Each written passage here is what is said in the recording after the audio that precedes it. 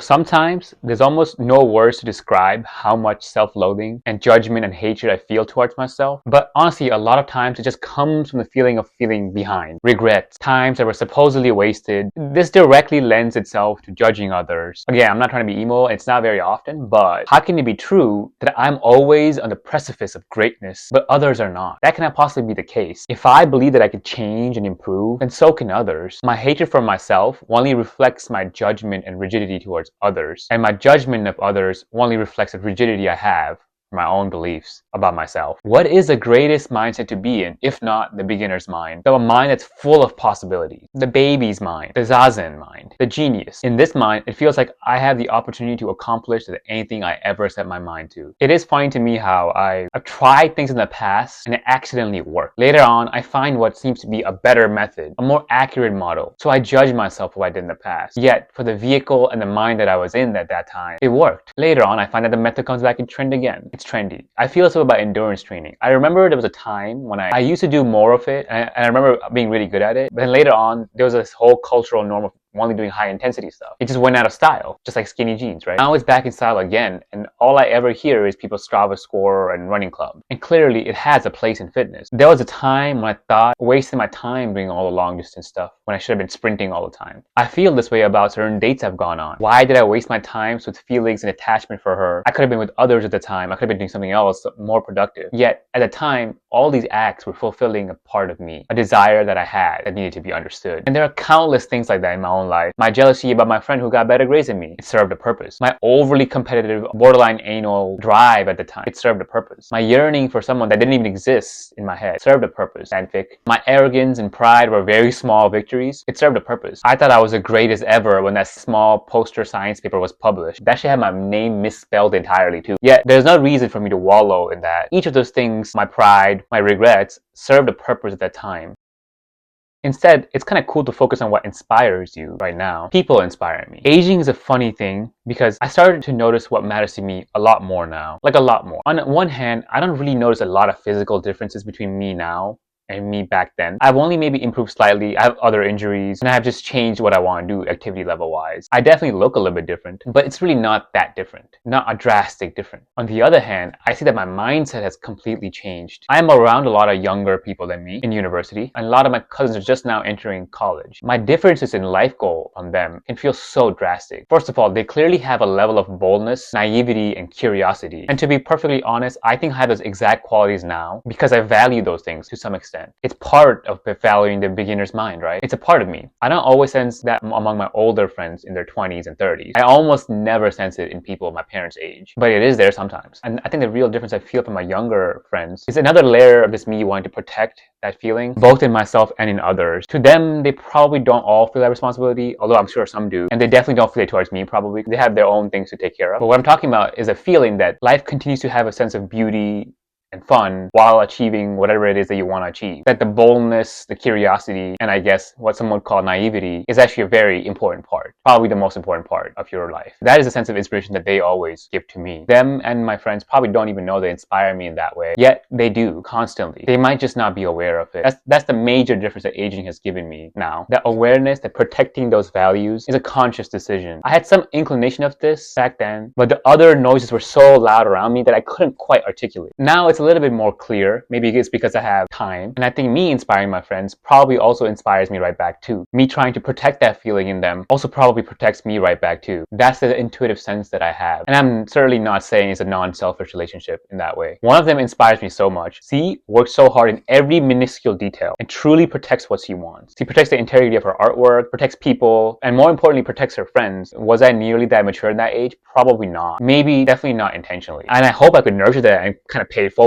She probably does not think about that at all. Another one of my friends is similar. Even if she's visibly unhappy or bothered in some ways, she finds a way to be pretty base. I'll always remember like these small acts of kindness about people that she doesn't even know, that there's no expectation for her to get back from. And to me, those small acts were bigger than she realizes. In both these cases, I think there's zero things they could get out of me, and I can't give them much, to be honest. But yet we remain friends. And this non-transactional nature to me is very important in my opinion. Yet, even though it's non-transactional, looking at them, I sense such incredible incredible work ethic, dedication, capacity to inspire, capacity to organize, and truly be kind. The type of kind that deserves to be shined upon in some way. And they both have taste and style. That is inspiring to me because I feel like it's difficult to acquire those things without some level of pain and understanding. And I really felt the need to write this. I guess now that I'm older, I see that my role is also partly to nurture those values and kind of like pay forward. And they have given me those exact same blessings without even realizing. The blessings of overcoming challenges, self-understanding, and compassion. That's something I always want to be a part of. And these types of connections are all around me, whether it's in the mundane of being at a random park with a 70-year-old Thai woman that was doing middle splits, or in the context of work. They have always been the reason for my greatest inspiration.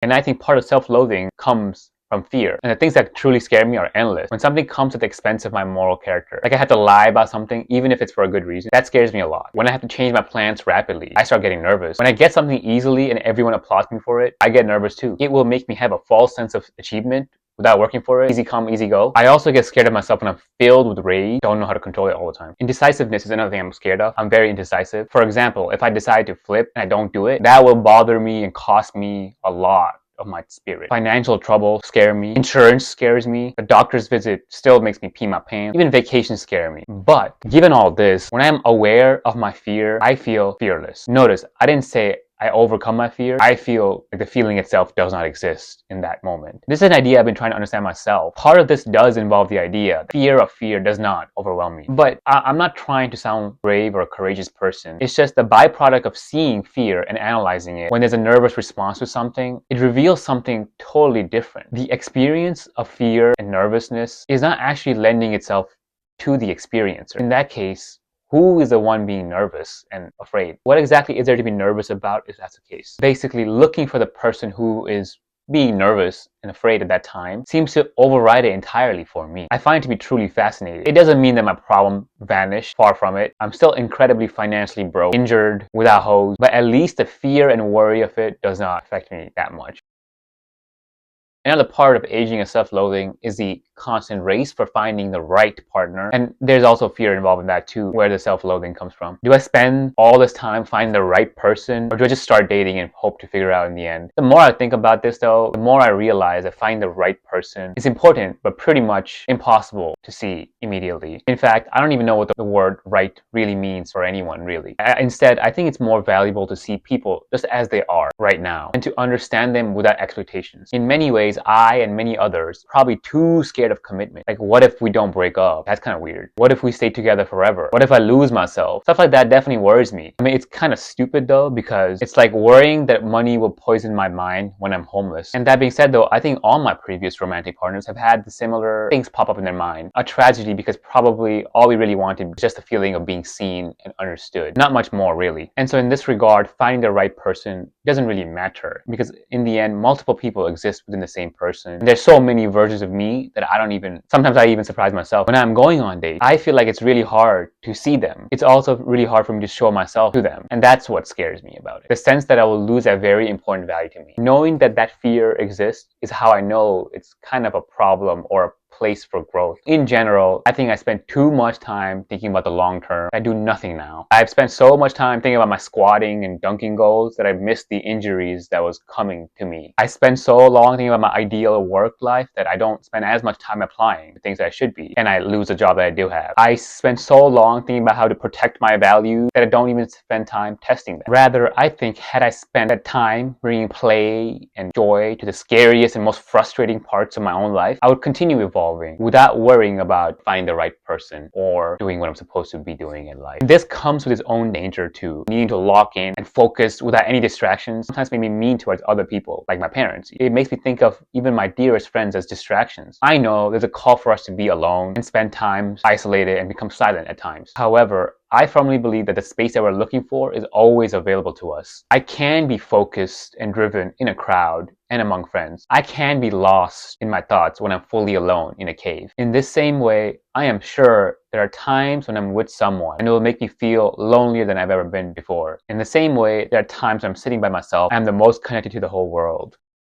Tying this back to self-loathing and regret, what this tells me is that the perception of the act that I take in the moment is almost everything, more than the result itself. If I make this aspect of my life feel like a big deal, then it is a big deal. It will turn into a big deal. That's why play is king here, not perfection. Every aspect of my loathing and judgment towards others, only stems from my clinging to an idea of them. Ideals that are perfect in my head, but clearly not ever applicable. There's so much we don't know about the world and ourselves. Like, why do we have this insane capacity to feel pain and joy and sorrow? Why must I feel loneliness and loathing? Why must we age? I don't know. I could never know. Yet I notice that within the seeds of each of these feelings, there lies a space. Seeing this space makes each of those feelings, positive or negative, feel in flow, like it's meant to be, arising and passing, never really sticking to anything, never really clinging. And every time I approach a seeming problem from this state of being, I come closer to living the life that I want to live, despite all the regrets, despite all the comparisons, despite all the seeming mistakes. And I can't promise that life will be without tragedy, even when you're in this space. There's always going to be health tragedies, accidents, weather tragedies, financial tragedies. These are all struggles that we probably can't control all the time. Yet our fear, our worry, and our regret, that is something that we could truly escape, all of us. And noticing is always the key to abundance. I do believe that.